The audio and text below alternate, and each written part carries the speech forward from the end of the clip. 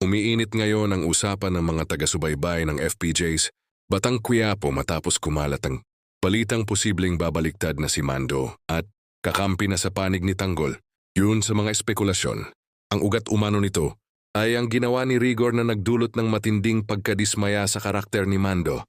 Sa mga nagdaang eksena, kapansin-pansin ang pagbabago ng kilos at pananaw ni Mando na tila unti-unti nang nawawalan ng tiwala sa dati niyang kinabibilangang grupo. Dahil dito marami ang naniniwalang malapit na siyang gumawa ng malaking desisyon na magpapabago sa direksyon ng istorya. Kung tuluyan ngang kumampi si Mando kay Tanggol, malaki ang magiging epekto nito sa laban ng magkabilang panig.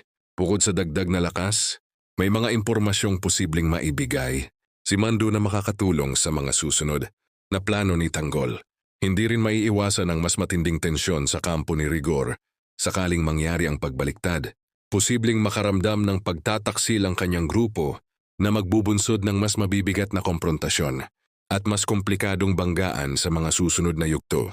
Marami ring fans ang naghihintay kung paano ipapakita ng serye ang emosyonal na pinagdadaanan ni Mando. Kilala ang karakter sa pagiging matatag, ngunit may sariling prinsipyo, kaya inaabangan kung ano ang magiging huling dahilan ng kanyang pagpanig kay Tanggol.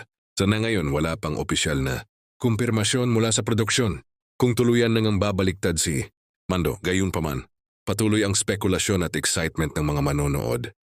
Dahil kung mangyari man ito, siguradong isa ito sa pinakamalaking pasabog at turning point sa kwento ng Batang Quiapo.